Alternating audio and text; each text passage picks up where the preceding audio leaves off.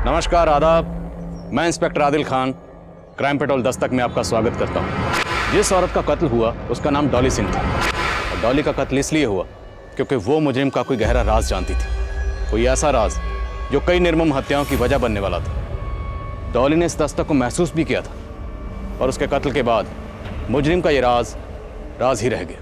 और हैरानी की बात यह थी कि डॉली की मौत के 2 महीने बाद भी उसके कत्ल के बारे में किसी को कुछ नहीं पता था।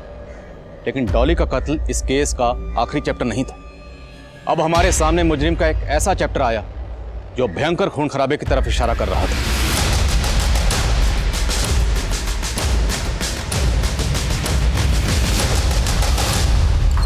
सर, उस एरिया से जुड़े जितने भी संदिग्ध थे उन सबको राउंड अप करना शुरू कर दिया है। जल्दी में इन्फॉर्मेशन मिल जाएगी कि किसी ये सब।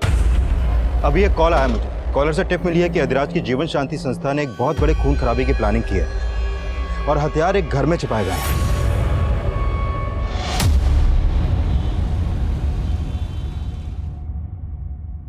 पूजा बेटा, ये देख। अरे भाई, लड़के तो सारे ही सही हैं। तुझे इनमें से कोई लड़का पसंद है तो बता, रिश्ते की बात चलाते हैं फिर। पापा, सच बोलूं तो मुझे इनमें से कोई भी लड़का पसंद नहीं। मैं बस इतना चाहती हूँ कि मेरा हस्बैंड एक गवर्नमेंट ऑफिशियल, स्टेबल जॉब और सिक्योर्ड फ्यूचर। That's it. शादी में बहुत दहेज देना पड़ेगा। हाँ, इसका भाई तो कुछ करता नहीं, सब माँ बाप को ही तो देना पड़ेगा। अरे माँ, तू जाओ।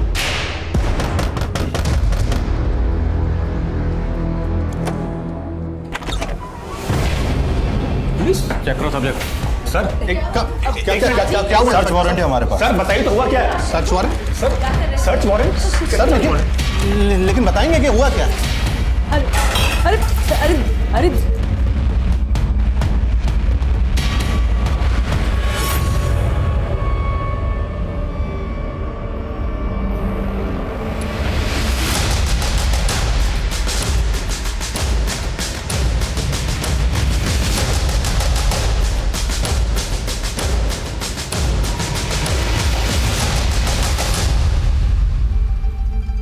सर, हमारी समझ में कुछ नहीं आ रहा है कि वो हथियार यहाँ कैसे आए।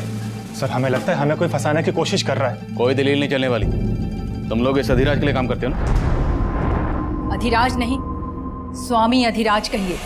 उनका इसमें कुछ भी लेना देना नहीं है। वो गुरु हैं हमारे। गुरु की शिष्य के घर में बंदूकें क्या कर रही हैं? बंदूकें घर में नहीं, घर के पीछे मिली है। कोई भी आके छुपा सकता है। ये हमारे गुरुजी और हमारे परिवार को बदनाम करने की चाल है किसी की। शहर की सुरक्षा का मामला, ऐसे नहीं जाने दे सकते। देखें अरे कहाँ? सर, हम लोगों ने कुछ नहीं किया। बराबर उनको। अरे ये तो सर, पक्का इस फैमिली पर अधिराज का राजयोग चल रहा है, पर वो तो क्लीन चिट लेकर बैठा हुआ है। क्या करें उसका? इनके बयान से वो भी हत्या चढ़ेगा। इनकी ऐसी कुंडली निकालो कि सफाई देने के लायक ही नहीं रहा। और उस कॉलर के बारे में पता करो जिसने हथियार की टिप दी थी। हो सकता है उससे अधिराज के बारे में कोई इन्फॉर्मेशन मिले। यदि आप अपने घरों के मक्खी मच्छरों पर अहिंसा का प्रयोग शुरू कर दें तो क्या हो? आप हिंसा से तो बच सकते हैं, परंतु बीमारियों से आपको कोई नहीं बचा सकता। ठीक उसी तरह एक स्वस्थ समाज के निर्माण के लिए उन विनाशकारी तत्वों का नाश करना परम आवश्यक है जो कि सिर्फ हमारी शांति को भंग करने के लिए उत्पन्न हुए हैं। बोलो स्वामी अधिराज की! स्वामी अधिराज की!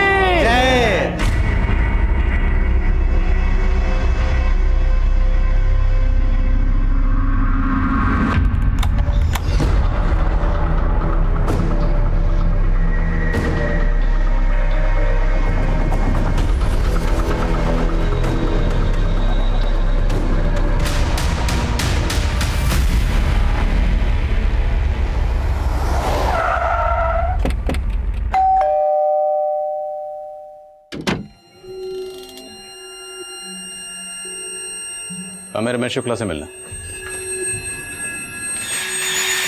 जी सर, बोलिए। मैं रमेश शुक्ला हूँ। रमेश जी, आपने जो फ़ोन करके हमें इन्फॉर्मेशन दी उसके लिए थैंक यू वेरी मच। एक मिनट सर, मैंने आपको कॉल किया? हाँ, आपने तो कॉल किया था मुझे। अच्छा बताइए कि आपको अधिराज की फॉलोअर फैमिली के घर में पिस्तौल्स होने की इन्फॉर्मेशन कहाँ से मिली थी? सर, ये क्या बोल रहे हैं आप लोग? मेरी समझ में कुछ नहीं आ रहा है और मैंने आपको कोई कॉल नहीं किया था। लेकिन मुझे जिस नंबर से कॉल आया वो आपके ही नाम पर इसी एड्रेस पर रजिस्टर्ड है। ये देखिए। सर ये एड्रेस तो मेरा है सर, लेकिन ये नंबर तो मेरा है ही नहीं। लेकिन रमेश जी 15 दिन पहले ये नंबर आप ही के डॉक्यूमेंट से खरीदा गया। आप इस्तेमाल नहीं कर रहे तो कौन कर सकता है?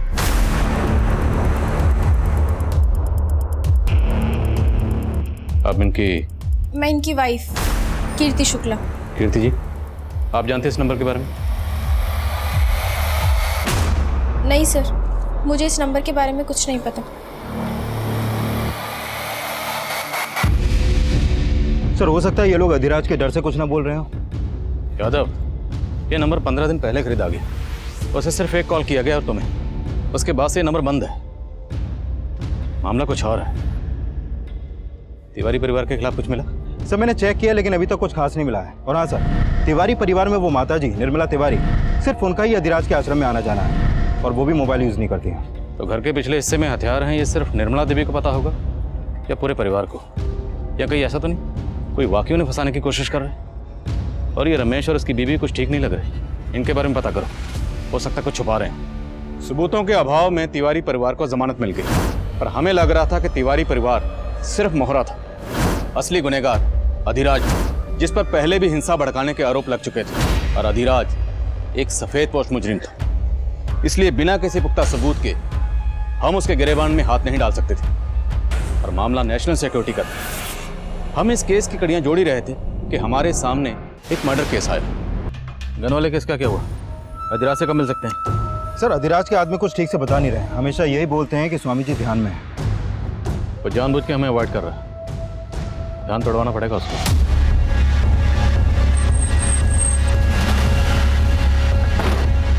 कहिए। अधिराज से मिलना। स्वामी जी भोजन ग्रह कर रहे हैं, अभी किसी से मिल सकते हैं। अरे मैंने आपसे कहा स्वामी जी भोजन ग्रह कर रहे हैं। अरे मैंने आपको कहा स्वामी जी भोजन ग्रह कर रहे हैं। देखिए, आने दो। आइए बैठिए, इनके लिए भी भोजन लगाइए। हम यहाँ खाना खाने नहीं आए, तेरी खुराक जानने आए। सुना तुम्हारी संस्था के लिए हथियार बन रहे हैं? हम तो शुरू से ही असामाजिक तत्वों के निशाने पे हैं।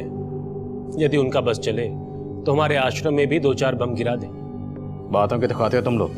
तुम्हारी शिष्या निर्मला तिवारी के घर पर 5 पिस्तौल मिले, बाकी असला बारूद कहाँ छुपा रखा? निर्मला देवी हमारी शिष्या है, इसलिए हम दावे के साथ कह सकते हैं कि उनका इन हथियारों से कोई लेना देना नहीं है, और ना ही हमारी संस्था की किसी भी सदस्य का। यह अवश्य हमारे शत्रुओं की चाल है, एक षड्यंत्र है। हिंसा भड़काने के आरोप पहले भी लग चुके हैं तुम। बस, हमारी मुलाकात पूर्ण हो गई।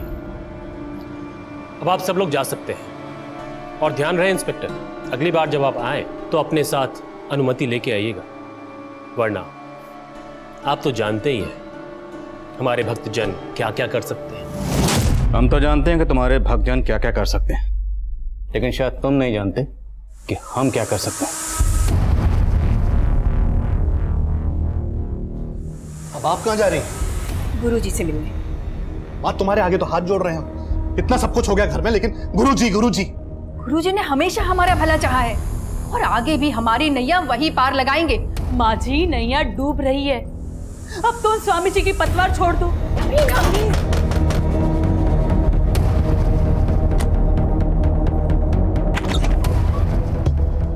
पुलकित जोशी, इंटेलिजेंस डिपार्टमेंट से। इंटेलिजेंस? देखिए, मैं जानता हूँ कि स्वामी अधिराज की वजह से आप लोग पुलिस के रडार पे हैं, लेकिन अगर आप लोग हमारे साथ थोड़ा कोऑपरेट करेंगे तो मैं आपको इस मुसीबत से बचा सकता हूँ। सर जिस औरत की लाश हमें तालाब के पास मिली थी, कानपुर के बाहर पता करो। Okay sir. सर मैंने रमेश शुक्ला और कीर्ति शुक्ला इन दोनों के कॉल रिकॉर्ड चेक किए। सर इस कीर्ति शुक्ला का निर्मला तिवारी के पोते सुदीप से अफेयर का इंडिकेशन मिला है। मतलब तिवारी परिवार और शुक्ला परिवार में कोई ना कोई कनेक्शन जरूर है। रमेश शुक्ला के नाम से जो सिम खरीदा गया उससे ये टिप मिलना कि तिवारी परिवार के घर में हथियार हैं, इसका स्वामी अधिराज या उसकी संस्था से कोई ना कोई ताल्लुक जरूर है, जो ये दोनों फैमिलीज हमसे छुपा रही हैं।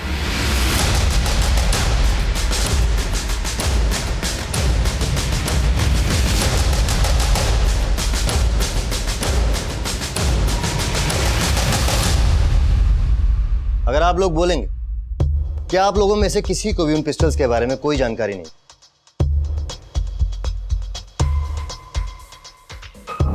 तो इस बात का विश्वास तो मैं भी नहीं करूँ। लेकिन सर हकीकत तो यही है कि हमारा उन हथियारों से कोई लेना देना नहीं है। रमेश शुक्ला और उसकी बीवी कीर्ति शुक्ला, उनका किससे लेना देना? देखिए, मैं अच्छी तरह जानता हूं कि आप लोग स्वामी आदिराज के राजदार हो और यहां आने से पहले आप लोगों के बारे में मैंने सारी इन्फॉर्मेशन इकट्ठा की।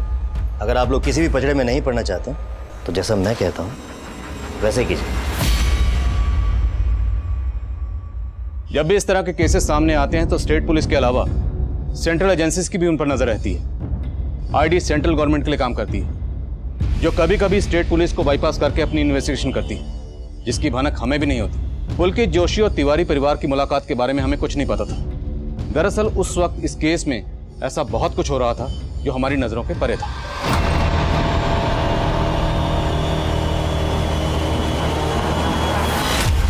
हाँ, मैं सुप्रिया का ब्रेन वॉश करने की कोशिश कर रही हूँ, पर फिलहाल सिचुएशन ऐसी है कि हमें सब्र करना ही होगा।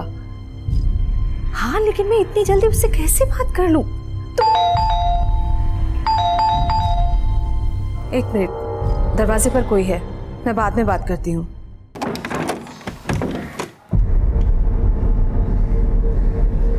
कहाँ थी तू? सुप्रिया, कितनी देर से फोन लगा रही थी तुझे? फोन क्यों नहीं उठा रही थी मेरा? सुप्रिया, तुझे पता है ना कितनी फिक्र होती है तेरी मुझे। आपको मेरी फिक्र कब से होने लगी? आपका तो सारा टेंशन कहीं और ही है। सुप्रिया देख, प्लीज मुझे ना बच्चे की तरह बहलाना बंद कीजिए। आप जो कर रहे हो वो गलत है और मैं आपको बिल्कुल नहीं सपोर्ट करने वाली।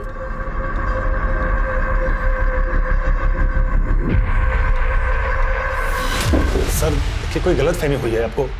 सर देखिए, हम मानते हैं कि कीर्ति से हमारी फोन पर बातचीत होती थी, लेकिन पहले हमको आइडिया नहीं था कि वो इस हद तक जा सकती है। अब तो हमको पक्का यकीन हो रहा है कि ये सब उसी की करतूत है। क्यों? ऐसा क्या था? कीर्ति ऐसा क्यों करेगी? सर, कीर्ति से हमारा कांटेक्ट एक सोशल नेटवर्किंग साइट पे हुआ था। वो अपनी लाइफ से बहुत ही डिप्रेस्ड थी। फिर तो हमारी बातचीत होती थी सिर्फ, लेकिन उसके बाद हम मिलने भी लगे थे।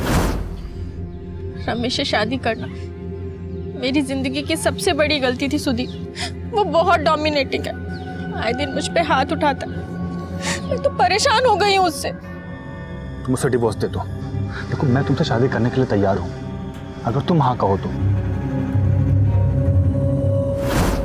सर, मैंने सोचा भी नहीं था कि वो मेरा प्रपोजल ठुकरा देगी। उसका तो इंटेंशन सिर्फ फिजिकल रिलेशन बनाने में था, इसीलिए मैं उसको अवॉइड करना शुरू कर दिया। लेकिन उसे तो ये भी बर्दाश्त नहीं हुआ। सुदीप, तुम मुझे अवॉइड करके बहुत बड़ी गलती कर रहे हो। गलती तुम्हारे करीब आकर की थी मैंने, लेकिन अब सब खत्म हो चुका है। आइंदा मेरा रास्ता रोकने की कोशिश मत करना। तुमने मुझे समझ क्या रखा है सुदीप? अब देखो मैं तुम्हारा क्या करती हूँ। सर, जरूर उस कीर्ति नहीं हमारे घर में हथियार छुपवा करके ये पुलिस केस में हम सबको फंसा करके हमसे बदला लिया है। किसने क्या किया वो हम देख लेंगे। तुम ये बताओ, तुम्हारे और कीर्ति के अफेयर के बारे में कीर्ति के हस्बैंड को पता था? नहीं सर, मुझे कोई आइडिया नहीं है कि कीर्ति का किसी के साथ अफेयर था। तुम्हें तो ये भी आइडिया नहीं कि तुमने अपने ही नंबर से फ़ोन करके मुझे टिप दी थी। सुदीप और उसकी फैमिली को फंसाकर अपना बदला लेना चाहते थे। सर, मैं आपको पहले भी बोल चुका हूँ कि मैं उस नंबर के बारे में कुछ नहीं जानता। और वो हथियार जो सुदीप के घर में छिपाए गए, उसके बारे में भी कुछ नहीं मालूम? नहीं सर, मेरा इन सब से कोई लेना देना नहीं है। तो फिर किसका लेना देना है? तुम्हारी बीवी का? नहीं सर, मुझे उस नंबर के बारे में कुछ नहीं पता। तुम्हारे पति के डॉक्यूमेंट्स तुम्हारे अलावा और किसके हाथ लग सकते हैं? अब या तो तुम कुछ छुपा रही हो या तुम्हारा पति। तुम्हारा पति जानता है ना तुम्हारे और सुदीप के अफेयर के बारे में? नहीं सर, रमेश को कुछ नहीं पता।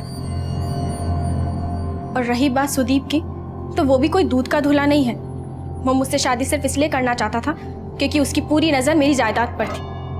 वो मुझसे शादी करके अपनी बहन के लिए दहेज का बंदोबस्त कर रहा था। सर, ये रमेश भी अपनी बीवी के लवर से बदला लेने के लिए उसको फंसवा सकता है। और ये भी हो सकता है कि कीर्ति वाकई में सुदीप के लिए ऑब्सेस्ड हो, पर सुदीप ने उसे घास नहीं डाली, इसलिए उसने बदला लेने के लिए सोचा।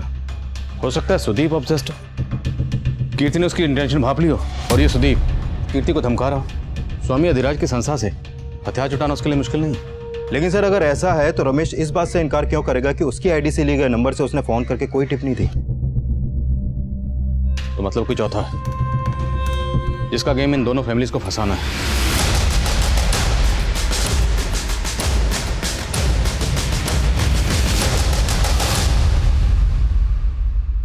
अरे तुम समझ क्यों नहीं रहे हो? कर तो रही हूं मैं कोशिश। ये सही समय नहीं है, हमें थोड़ा और वेट करना पड़ेगा। हाँ, 1 मिनट, बाद में बात करती हूँ। बाय। ये लीजिए। क्या है ये? इन पेपर्स में साफ लिखा है मैं अब इस घर की बराबर की हकदार हूँ। सुप्रिया, ये सब क्यों कर रही है तू? ये प्रॉपर्टी पापा की थी ना, तो उनके मौत के बाद आप अकेले तो मालिक नहीं बन सकती। आप मुझे मेरा हिस्सा दे दीजिए और अलग हो जाइए। कल्याण, गुरुजी, पुलिस अब सुदीप को तंग करने लगी है, आप कुछ कीजिए ना। आप हमारे सानिध्य में हैं। अपनी समस्त चिंताएं हमें दे दीजिए और निश्चिंत रहिए, परंतु स्मरण रहे, आपका समर्पण पूर्ण होना चाहिए। ऐसी कोई बात ना हो जो हमसे छुपी हो। कुछ तो ऐसा है जो आप छुपा रही हैं हमसे। गलती हो गई गुरुजी, बहुत बड़ी गलती हो गई। आप तो परम ज्ञानी हैं गुरुजी, आपको जानते हैं। हम आपको उस आईडी एजेंट के बारे में बताने ही वाले थे गुरुजी। ID agent? कौन आईडी एजेंट? देखिए, मैं जानता हूँ कि आपकी दादी अधिराज के खिलाफ नहीं जाएगी और ना ही आपके परिवार में से कोई इसके खिलाफ जाएगा, और उसका खामियाजा आप अच्छी तरह भुगत चुकी हैं। पर हम गलत नहीं है। मैं जानता हूँ, लेकिन अधिराज 100% गलत है। देखिए, अभी तो उसका हथियारों का ही कनेक्शन आपके परिवार से मिला। अगर अब भी आप लोगों ने मेरी बात नहीं मानी तो आप लोगों को कोई बचा नहीं पाएगा। पर इसमें मैं क्या कर सकती हूँ? मेरी बात कोई नहीं सुनेगा। आपका घर इसी गली में है ना? जी। देखिए, सवाल सिर्फ आपकी बदनामी का नहीं, नेशनल सिक्योरिटी का सवाल, जो मैं आपकी फैमिली से एक्सपेक्ट करता हूँ। क्या मैं आपसे एक्सपेक्ट कर सकता हूँ? मैं क्या कर सकती हूँ? अगर आप आईडी की मदद करेंगे तो मैं आपको जरूर बताऊंगा कि आपको क्या करना होगा।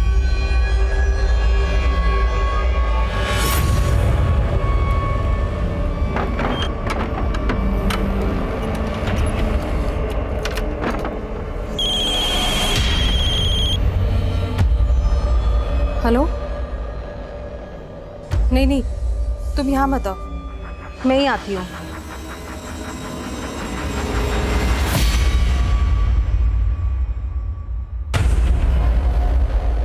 सर, इस औरत की पोस्टमार्टम रिपोर्ट के मुताबिक इसकी उम्र 25 से 28 साल के बीच की होगी, लेकिन सर कानपुर और उसके आसपास के एरिया में इस उम्र की औरत की कोई भी मिसिंग कंप्लेंट दर्ज नहीं हुई है। पर मौत की वजह है सफोकेशन। यस सर, और इस औरत की बॉडी पर कोई भी एक्सटर्नल इंजरी के साइन नहीं मिले हैं। और हाँ सर, एक बात और, इस रिपोर्ट के मुताबिक ये औरत 1 महीना प्रेग्नेंट थी। प्रेग्नेंट? तो हो सकता है इस औरत की मौत के पीछे इसके पति या किसी जान पहचान वाले का हाथ, इसलिए इसकी मिसिंग कंप्लेंट फाइल नहीं की गई। पॉसिबल है सर। अब इसके हाथ पर ये जो टैटू है, यही इसकी शिनाख्त का जरिया बनेगा। देखते हैं।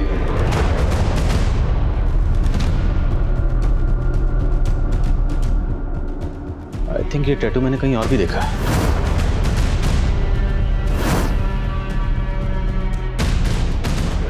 यस, कीर्ति शुक्ला की कलाई पर बिल्कुल ऐसे टैटू है।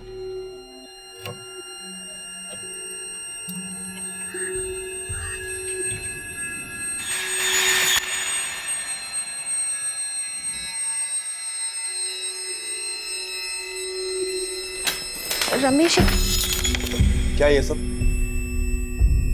रमेश, मैं तुम्हें बताने ही वाली थी। क्या बताने वाली थी? बेवकूफ समझ कर रखा है तुमने मुझे? आखिर दिखा दी तुमने अपनी जात। पहले खुद आईना देखो, तुम्हारी जात क्या है मालूम है मुझे। पता नहीं रोज कितनी लड़कियों के साथ जाकर सोते हो।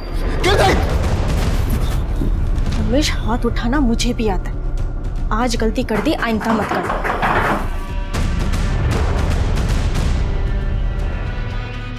दरअसल ये लाश हमें एक तालाब के पास मिली। आप पहचानती हैं इसे?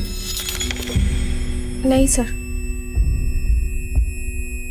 इसे जानते हो सकता है तुमने इस लड़की को अपनी वाइफ कीर्ति के साथ कभी देखा हो।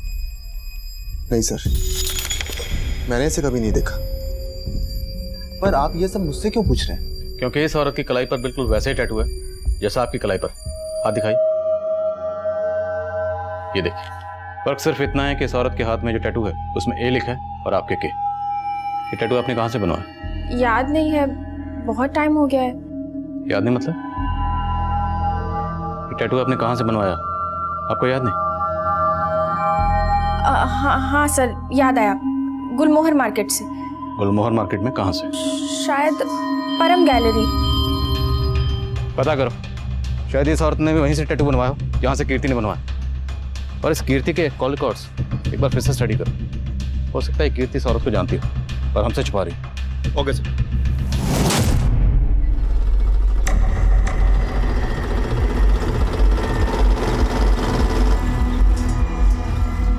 मुझे लगा नहीं था कि तुम आओगे, पर तुम तो देश की सुरक्षा को लेकर वाकई कंसर्न हो। देखिए, मुझे आपके इस मिशन में कोई इंटरेस्ट नहीं है। मैं आपसे सिर्फ इसलिए मिल रही हूँ क्योंकि मुझे अपनी फैमिली को इस सबसे बचाना है। लेट्स सी हमें कितनी सक्सेस मिलते। पर मुझे करना क्या होगा?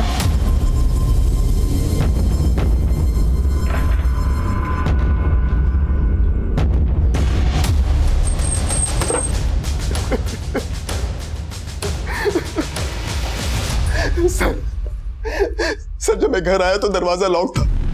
मुझे लगा कि कीर्ति कहीं बाहर गई होगी, तब मैंने अपनी चाबी से दरवाजा खोला तो देखा कि कीर्ति अंदर।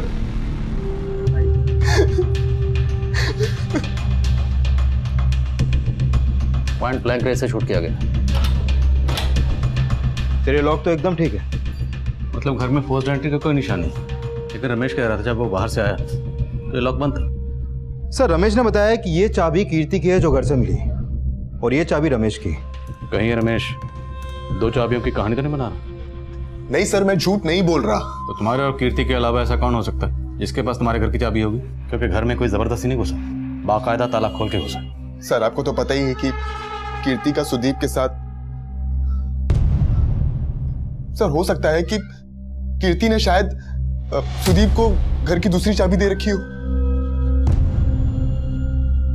सर जाहिर है कि ये सुदीप पे शक जताएगा, और घर के आसपास कोई सीसीटीवी भी नहीं है। लेकिन मैं खबरियों से पता करवाता हूँ कि मर्डर के वक्त ये दोनों कहाँ थे। दोनों के कत्ल के पीछे कोई ना कोई कॉमन कनेक्शन जरूर है।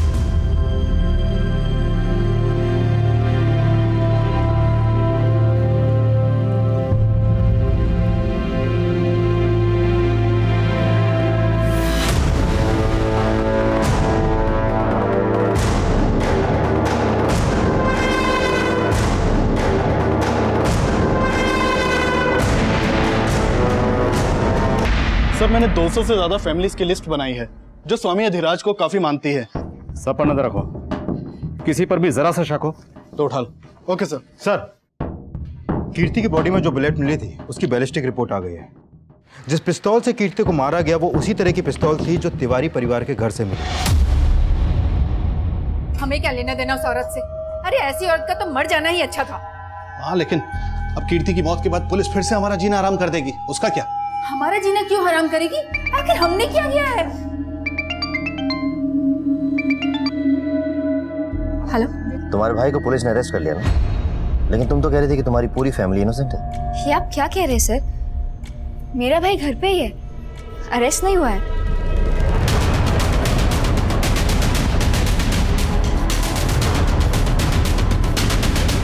लेकिन साहब, अरे क्या हुआ? ये क्या कर रहे हैं आप लोग? कहाँ ले जा रहे हैं?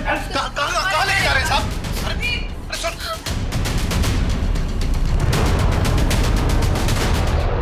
सर देखिए कोई गलत फहमी हुई है सर, हम शरीफ लोग हैं सर। आप बिना वजह उठा के लाए सर। देखिए कीर्ति की मौत उसी तरह की पिस्तौल से हुई है जो तुम्हारे घर से बरामद हुई। उसको तुमने नहीं मारा तो किसने मारा? सर मुझे क्या पता होगा उसको किसने मारा है। आप लोग मुझे इस तरह से परेशान नहीं कर सकते। तेरी परेशानियां और बढ़ेंगी अगर सच नहीं बोलेगा। बोलो, वो बंदूकें तुझे स्वामी के लोगों ने दी थी? सर हम आपको पहले ही बता चुके हैं कि उन बंदूकों से मैं क्या, मेरा पूरा परिवार अनजान था सर। गुरुजी हमारे पोते सुदीप को बचा लीजिए गुरुजी, हम तो कुछ भी कर सकते हैं।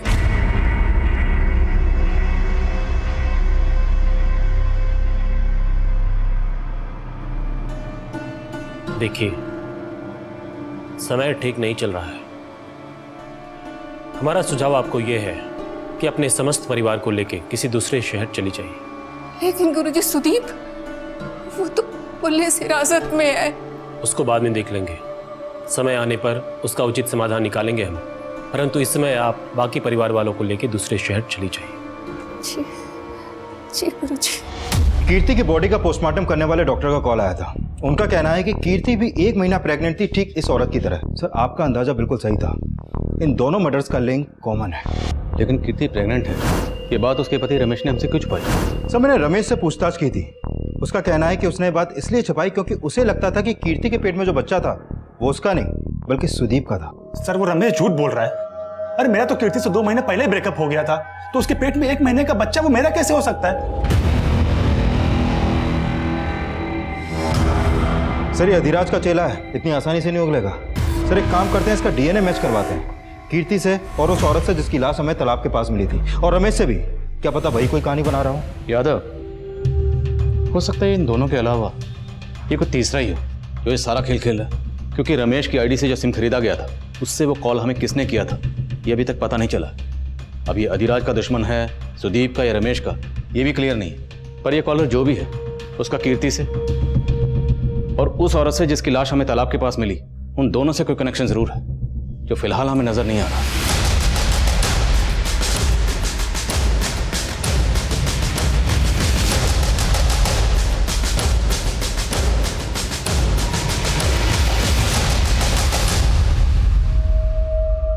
संभाल के लेके जाना और ऐसी जगह छुपाना कि किसी को भनक न लगे। पुलिस ने मुस्तैदी बढ़ा दी है। अधिराज के फॉलोअर्स में से हमने इसे 0 डाउन किया है। इसी ने तुम्हारे घर पे हथियार रखवाए थे। ये तो गौतम जी है, अधिराज जी के महंत। आश्रम के अलावा इसके किसी और ठिकाने का पता है तुम्हें? सर, हमने अधिराज के लोगों में से इस गौतम को 0 डाउन किया है। सर, खबरियों से पता चला है कि मेरठ से खरीदे गए हथियारों की डील के वक्त ये गौतम भी वहां मौजूद था। सर, इस गौतम का आश्रम के अलावा एक और ठिकाने का पता चला है। उठाओ इस गौतम। Okay sir.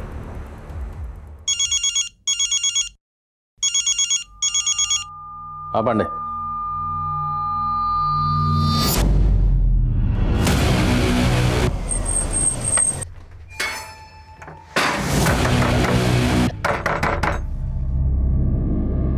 आसपास देखो, लगता है घर में नहीं है, शायद किसी ने देखा हो।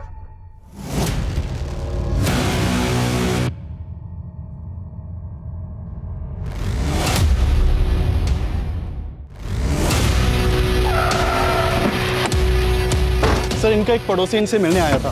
बेल बजाने पर जब गेट नहीं खुला तो उसने खिड़की से झांक के देखा तो लाश दिखाई दी। सर, जब हम यहाँ पहुंचे तो दरवाजा अंदर से ही बंद था। वर्षा त्यागी और कलाई पर वी का टैटू और कीर्ति की कलाई पर के का टैटू था। 3 औरतें जिनकी कलाई पर उनके नाम के पहले अक्षर का टैटू है वो तीनों मारी जाती है। इन तीनों औरतों का आपस में क्या कनेक्शन हो सकता है? हाँ यादव, बोलो। सर, गौतम को तो उठा लिया, लेकिन अपना कांस्टेबल लालजी यादव वो शहीद हो गया। सर, बहुत हथियार मिले हैं इसके घर से। ये सर ठीक नहीं है, लगता बहुत बड़ा रैकेट है इसके पीछे। वो वाली बंदी दे। अरे तू जा, जल्दी जा, जल्दी अपना सामान लेके आ। दादी, मुझे कुछ समझ नहीं आ रहा। सुदीप पुलिस कस्टडी में और हम दिल्ली जा रहे हैं। ये हम ठीक नहीं कर रहे। अब बोलेगा? बोल, किसने मारा?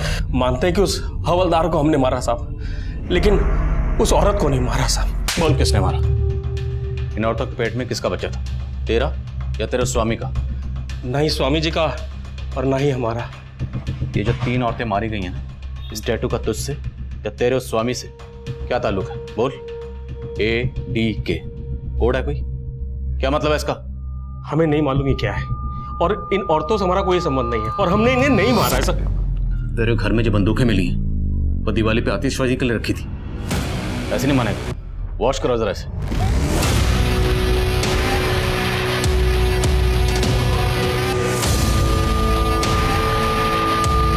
सर, ये गौतम बहुत मोटी चमड़ी का है, बहुत तोड़ा फिर भी कुछ नहीं उगल रहा है। सर, एक काम करें, इसके स्वामी अधिराज को उठाएं। नहीं यादव, इस अधिराज को बिना पुख्ता सबूत के उठाना ठीक नहीं होगा। इसके फॉलोअर हंगामा करेंगे। सही वक्त का इंतजार। सर, वर्षा के घर पे जो मोबाइल मिला था उसे ऑन किया। वर्षा के नंबर से आखिरी कॉल विक्रांत नाम के आदमी को किया गया था। सर, इस वर्षा और विक्रांत के बीच में काफी लंबी बातें होती थी, लेकिन अभी विक्रांत का नंबर बंद है। वर्षा की बेटी?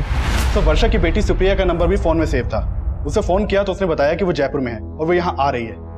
वर्षा ने जैसे लास्ट कॉल किया, क्या नाम बताया? सर विक्रांत। विक्रांत मतलब V for Varsha, V for Vikrant. और वर्षा की कलाई में जो टैटू था उसमें वी लिखा था। आपका मतलब इन टैटू वाली औरतों की कलाई पे लिखा ये अल्फाबेट इनके नाम से नहीं बल्कि इनसे जुड़े दूसरे लोगों के हैं, जिनके नाम भी इन्हीं के नाम के पहले अक्षर से शुरू होते हैं। यादव, कहानी कुछ भी हो सकती है। इस कीर्ति के फोन में जितने भी नाम के से सेव्ड है, सबकी लिस्ट बनाओ, सबके बारे में पता करो और ये भी पता करो कि ये विक्रांत का फोन कौन से एड्रेस पर रजिस्टर्ड है। सर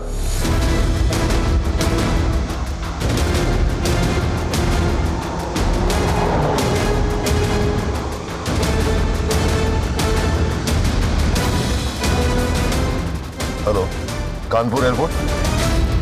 सर कीर्ति के मोबाइल में 2-3 नंबर ऐसे हैं जो के से शुरू होते हैं, लेकिन कीर्ति की इन लोगों से उतनी बातें नहीं होती थी जितनी वर्षा की विक्रांत से होती थी। सर वर्षा जिस नंबर पर कॉल करती थी वो नंबर विक्रांत का है ही नहीं।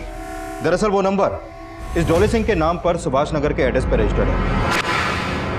सर ये photo mobile network service provider से मिला है। अगर वो नंबर डॉली का था तो वर्षा ने डॉली का नंबर विक्रांत के नाम से क्यों सेव कर रखा? सर पता चला है कि कानपुर से दिल्ली जाने वाली एक फ्लाइट में बॉम्ब है और निर्मला तिवारी और उसका परिवार उसी फ्लाइट से दिल्ली जाने वाला है। इस खबर ने पूरे शहर में रेड अलर्ट कर दिया। हमने तुरंत एयरपोर्ट पुलिस को इन्फॉर्म किया कि जिस फ्लाइट में बॉम्ब होने की खबर है उसमें हमारी सस्पेक्ट तिवारी फैमिली ट्रैवल कर रही है। एयरपोर्ट पुलिस ने तिवारी फैमिली से पूछताछ की, लेकिन उनके लगेज में कुछ भी सस्पिशियस नहीं मिला और ना ही फ्लाइट में बॉम्ब था। फ्लाइट कैंसिल हो गई और तिवारी परिवार को रिलीज कर दिया गया। लेकिन हम अभी ये जानना चाह रहे थे कि तिवारी परिवार ने अचानक दिल्ली जाने का प्लान क्यों बनाया। क्या गौतम जी को अपने हथियारों के साथ पकड़ा? हथियार तो आपके यहाँ से भी मिले थे, फिर हैरान होने का इतना नाटक क्यों कर रही हैं आप? नाटक नहीं कर रहे थे साहब। गौतम जी को हम गुरुजी की तरह ही मानते थे और हमको कुछ नहीं पता है। जरूर कोई गलत फहमी है साहब। और सुदीप भी बेकसूर है, उसको छोड़ दीजिए। तो सुदीप के अंदर होते ही दिल्ली क्यों भाग रहे थे? भाग नहीं रहे थे साहब, वो तो गुरुजी ने कहा था इसीलिए जा रहे थे। पूजा ने कहा था मत जाओ, लेकिन पूजा का सर वो एयरपोर्ट में पूछताछ हुई थी ना हम लोगों से, वो पहले फ्री हो गई तो पहले निकल गई थी, पर अभी तक घर नहीं आई सर। घर नहीं मत। हाँ यादव बोलो। सर सुभाष नगर थाने से पता चला है कि डॉली सिंह की मौत तो 2 महीने पहले ही हो चुकी है। सर 2 महीने पहले डॉली की लाश उसके घर के बाथटब में ही मिली थी और इसकी कलाई पर भी सेम इसी पैटर्न का टैटू था। डॉली सिंह और कलाई पे डी का टैटू। इसकी जिंदगी में डी वाला कोई है? इसका पति दीपक।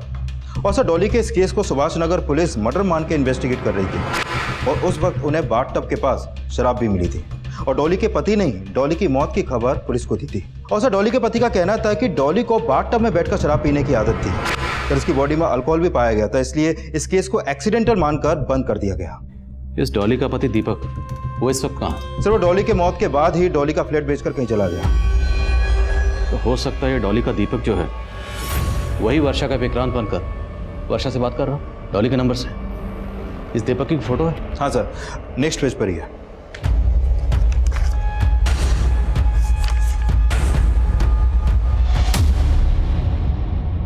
सर मैंने मम्मी को बोला था कि आप विक्रांत से दूर रहो, वो अच्छा आदमी नहीं है, पर मम्मी उससे शादी करना चाहती थी, इसीलिए मैं मम्मी से दूर रहने लगी थी। कि यही है Vikrant?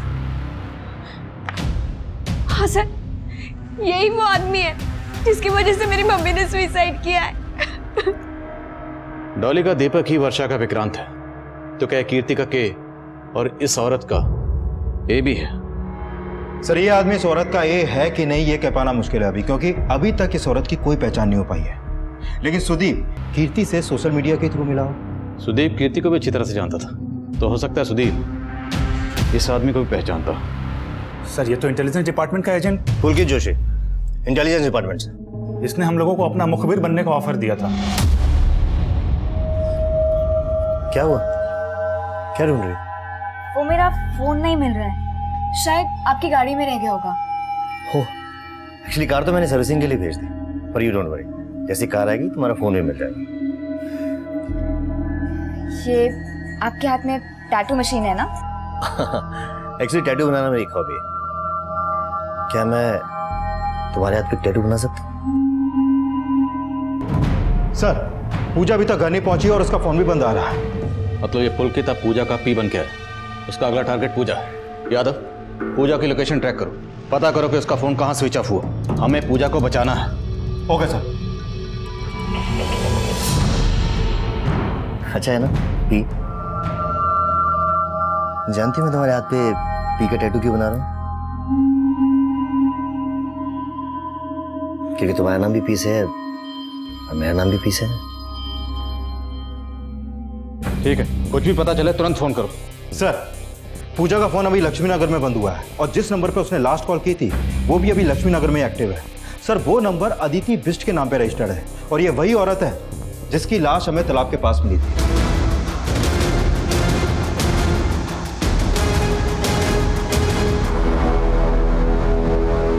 It means you love me.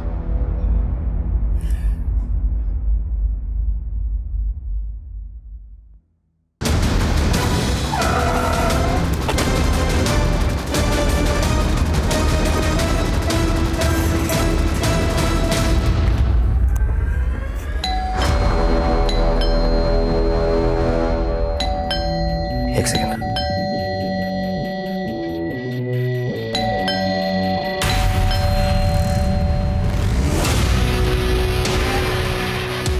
Vijay, gun लीजिए, गन लीजिए।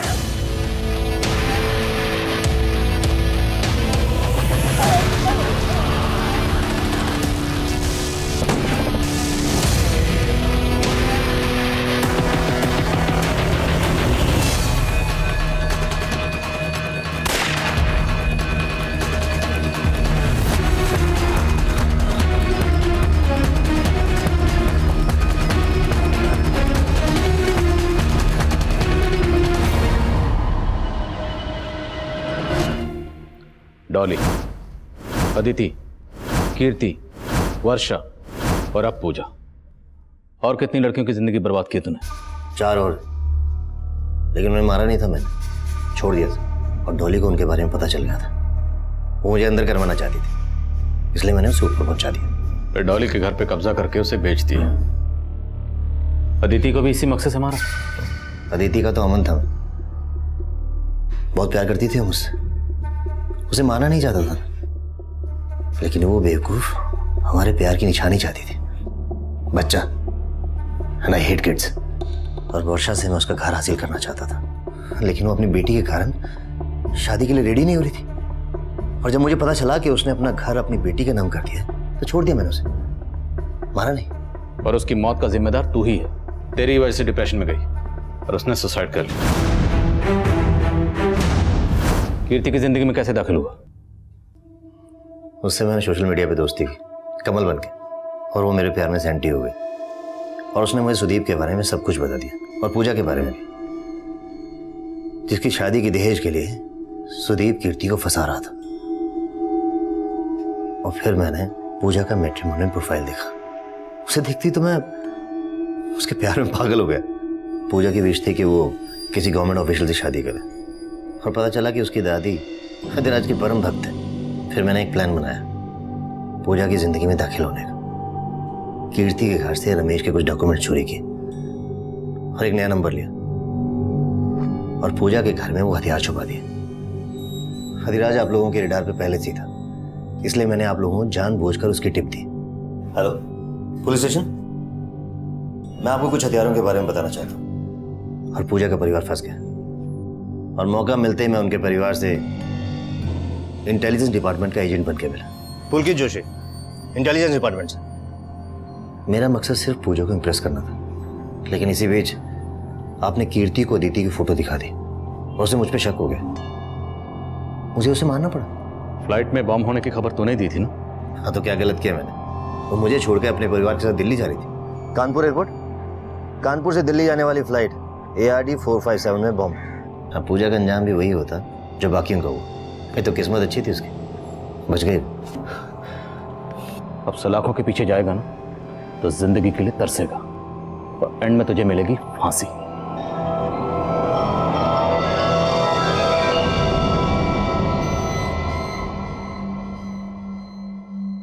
हमारे सपने भी कभी कभी दूसरे के जुर्म की दस्तक बन सकते हैं। ऐसा ही कुछ इस केस में भी सामने आया था, और उस जुर्म ने दस्तक दी थी जब पुलकित जोशी नाम रख के एक मुजरिम फेक आईडी एजेंट बन के तिवारी परिवार से मिला था, और तिवारी परिवार ने हमसे वो बात छुपाई, और उस मुजरिम ने ऐसा शातिर जाल बिछाया कि तिवारी परिवार को इस बात की भनक तक नहीं लगी कि उनकी बेटी पूजा लगातार एक खूंखार मुजरिम से मिल रही थी। ये तो गनीमत थी कि वक्त रहते हम पूजा को बचा पाए, वरना पूजा का भी वही अंजाम होता जो डॉली, कीर्ति, अदिति और वर्षा का हुआ।